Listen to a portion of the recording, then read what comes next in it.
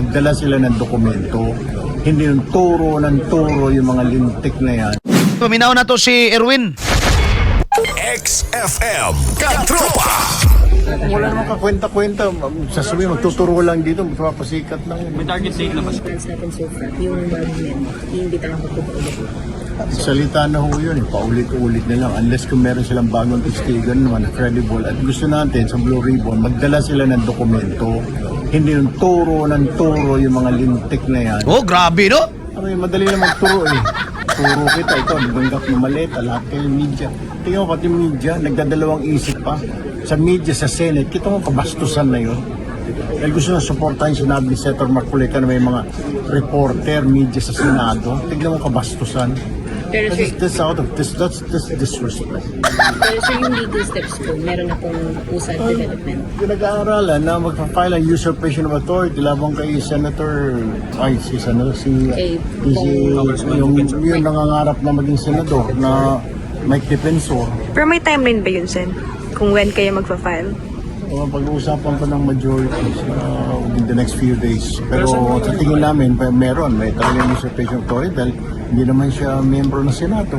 Sir, anong message kaya ang lumalabas ngayon na walang minority senators na pumunta sa press con kahapon? Siguro naisip nila, na-realize nila na mali yung ginagawa ng mga kalokohan nila. Sisisip yung diktura kasi nila. Madali kasi magturo eh, di ba? Kung sino-sino na, may mga media na nga tinuro eh. Kasi para maging credible sila, iba na namang tinuro nila. Kaya sinasabi ko, hinahamon ko sila, pag may dokumento kayo something, let's go. Pero sir, iimbitahan niyo pa po. Wala na kakwenta-kwenta, sasabihin, magtuturo lang dito, magpapasikat lang. May target date na ba sir? Okay na. XFM Katropa. Di ba? Walang kakwenta-kwenta daw mga higala ang 18 Marines. No, magpasikat na daw. O sige, pasikat sa 18 Marines by the way. O sila na plano mag-artista? Plano mo dagan pagka-politiko? I mean, unsay gain mga higala? Unsay makuha nila? No? Ngal-ngal raning dagway mga higala ni Erwin? Bullseye. Bullseye. No? Unsay makuha sa kini mga tawhana sa ilang krusada karon?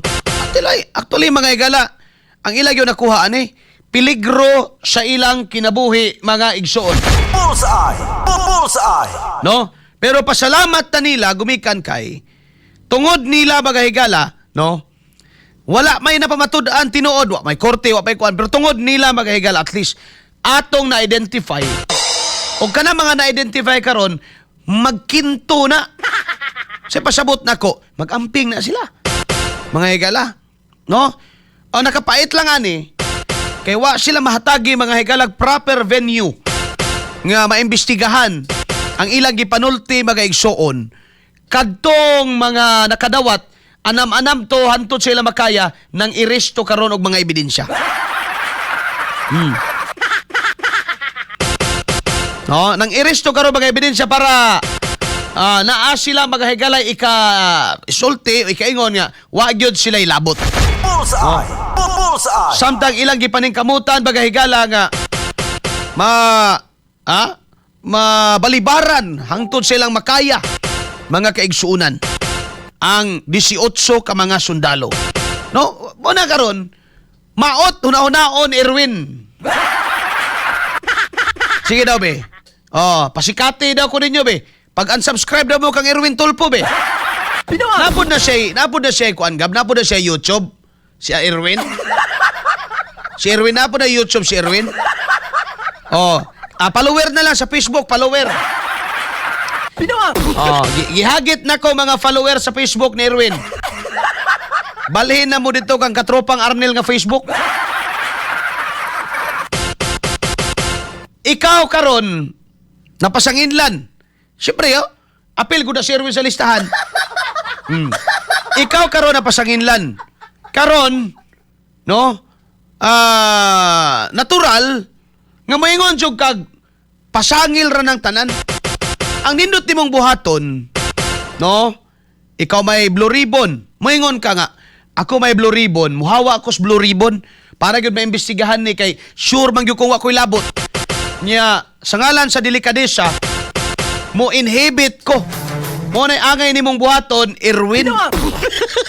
Dili kay, iya karon mga higalang gibangga. Ingon siya nga, magpasikat ra daw diya sa Senado, aga 18 Marines, no?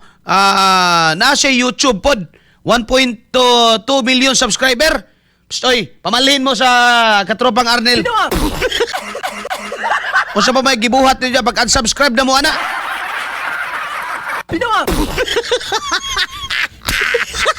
Sama mga follower mo og Bindalo? No? Follower mo sa Bindalo? Alang-alang yung si Irwin nga, magpasikat ra man na sila diri, wala man na sila ebidensyang gidala. How would you know? You never tried. Di ba? You'll never know unless you try, Irwin. Natural lang, ilang i-present karon picture, nga naman, nagpa-press briefing raman na sila. Pero kung inyong imbitahan sa proper forum and investigation and you compel them to produce the evidence, naturalmente, magdagi na silang ebidensya. O kada mga tawhana na, dili na manggula, mga higala, dili na musukol, dili na mo ato gira, mga igsoon, nga ang dago na ra. Ay, What do you think, mga higala? Muapil-apil ba kas sinumbaga o sa tinigbasay? Kung ang imong dala baga higala guna? Kaya pagkita nimo ang labanan, mga higala, tagsaka dupa ang espada, tagsaka dupa ang samurai. Nya ikaw magdakag guna nga habol. Kasi akong punto mga igsoon, dili ni mga bugo ni mga tawhanan naani bala. Nagprepara nig bala bagay. So di ko na basta-basta imong pasaginlan. Di ba na basta-basta imong binuang na may gala igura sila mo barog diag mamasangil si Arnel Cortez sa kadawat og malita. Si Gab Alas na itunga sa malita. No. Kisa pa ba do si Bong Algabre na kadawat og malita ang suod sa malita itik. Si Master na kadawat og malita ang suod sa malita noodles.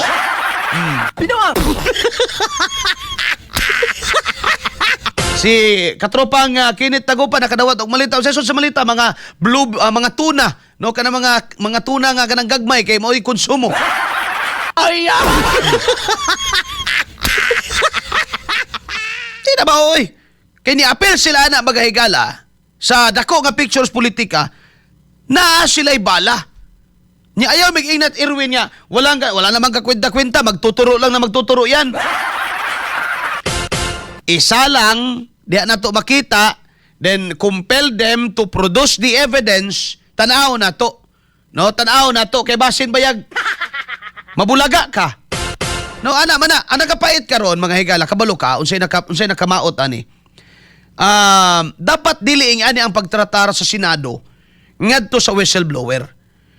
Kay it turns out mga higsoon nga allergic karon no ang atong gobyerno pag daay mo sulti kalabot sa flood control kabuwa ka kabantay halos tanan sila mo tabon and pinakakuan pag yun ani ha pinakakulba makadismaya ani mga higala kabalo ka sa makadismaya mga kaigsuunan Joel Villanueva. Mr. Senator Joel Villanueva. Bullseye! Bullseye! Mao'y untay pinakauna nga senador nga nitindog mga higala sa podium. No, sa tubangan mga higala nilang tanan diha. O gihagit, o ginaka-mention sa pangalang Saldico. O nila Martin mga higala. Remember that? Siya bakan sa iya ko nakadungog ani mga higala nga. Katong mga Sunwest, no? Kang Joel.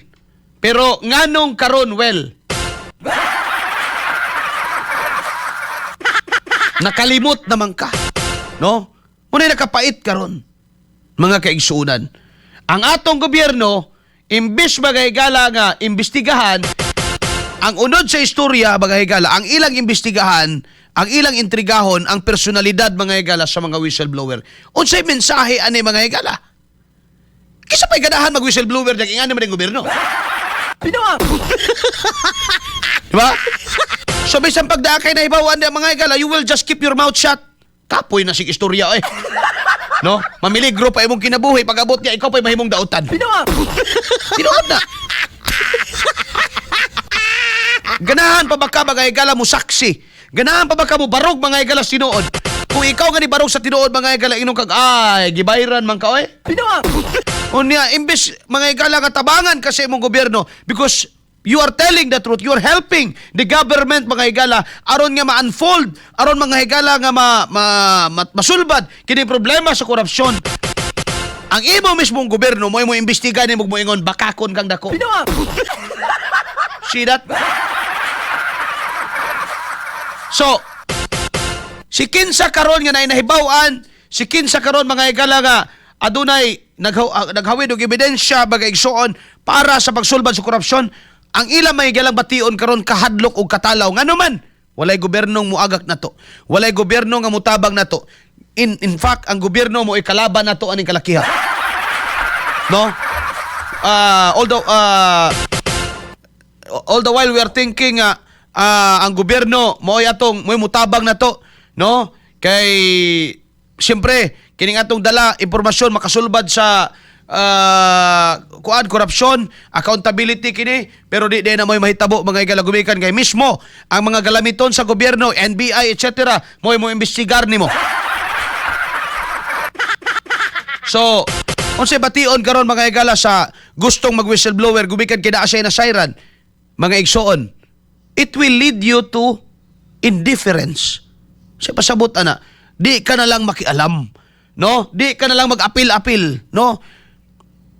It will lead you to antipathy, no? Bahala na mo das gobyerno, no? Problema na ninyo. Maghilom na lang ko diri. And ang imo na lang hunahunaon imong safety. Ano na may tabo? So say may tabo karos corruption mga higala during these days. No, kani mga higalang mga panahon ni BBM, mga kaigsuon. Malubong ni kalimot, no? Sa tinuod lang. Pagka di ni mga higala maimbestigahan sa usa ka independent mga higala nga body like Blue Ribbon Committee except Erwin Tulfo. Nganong makaingon man ko? Nganong apilon man nimo na siya? Nganong dapat ba nang di ba na siya independent? Kano man bias na siya. Nganong bias man? Apil man niyang pangan. Dapat ang atong kuan dia katong wa maapil ang ilang pangan. Pero katong na-mention, hawa diha. I talk to my where the Abi ni Bobong, Mr. President, ang imong incompetence mao'y nakaingon na ingani ang Pilipinas. Bullseye! Bullseye! Kung dili man kakawatan, incompetent ka nga klase nga presidente. Ay!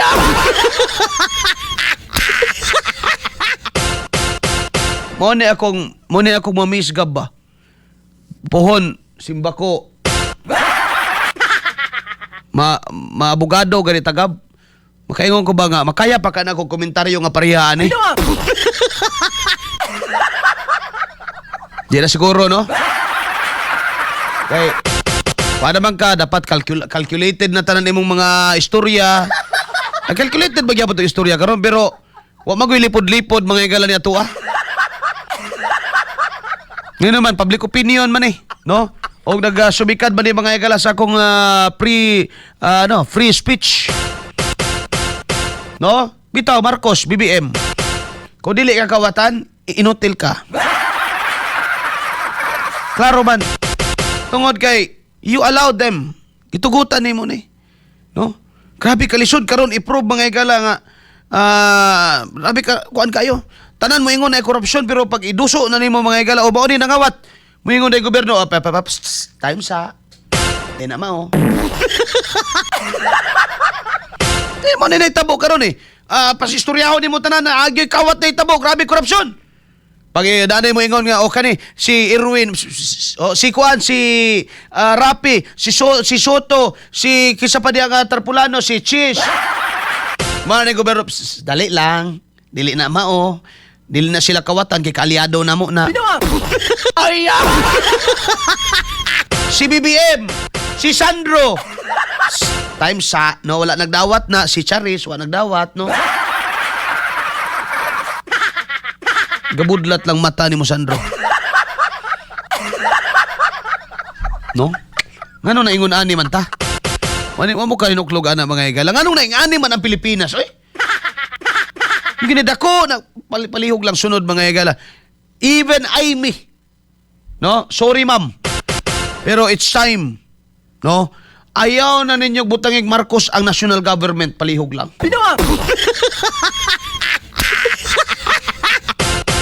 Wa pa muna tagam. Bisag kinsa, ayaw na. Sorry, pero lampurnas. Untay nga na una-unaon sa mga Pilipino, mga higala, no? Ayaw na. No, ayaw na ninyo yung taon. Maluoy mo. Kaya ug mao manggalay na mga higala, okay ra ta na kung bulag-bulag ta ninyo, no? Okay ra ta kung lahi ang Luzon, lahi sang Visayas, lahi sa Midres Mindanao, okay. Way problema na sa. Pero og maura ta usa ra gyapon ta ka Pilipinas mga higala. Por favor, sunod mga higala panahon, ayaw na ninyong binling Marcos ang gobyerno. Ma'am Amy, damay gyud ka diya kay Marcos ka. No? Syaro wa mo matagam. Nengon ani ta karon mga higala, simple ra gyud kay rason. Kay naka-presidente ta mga higala og bangag. Matod pa siyang igsuon, naka-presidente ba gyud ta mga higala kung dili kawatan inutil. Kung dili kawatan incompetent mga kaigsuunan. Sige butang na to asilabot pero dili ni nato ikalimod nga grabe kawat sa iyang panahon. Wa man ta mo ingon nga way kawat sa panahon ni Digong. Secret. Naay kawat gyapon nga no man dili si Digong nangawat ay mga congressman kawatan daan eh. Ay. No? Sistema na namana pa na nato ka sistema panahon Pinoy, panahon Era, panahon Gloria, panahon dito sa down to the kuan pagpuli nato may galakang Marcos na ana na daan. No? Pero sa iyang panahon karon si presidente, grabe mga higala. Ni grabe gud ang kawat karon bong. No? Pastilan. Wen. Kamo mga naminaw ron. Ambot kung pro Erwin mo unsa. Kay budagan pa na, no, di man na mudagan karon 28 lagi kay bag-o man ni daog katong 25. Ang dagan ana 32, 30 kano sa kani election gab? 28 29 30 31 no pagka 2031 mudagan naman na napod. Timan-an gyud ako na. Ayun, ano, ko mabutar ana.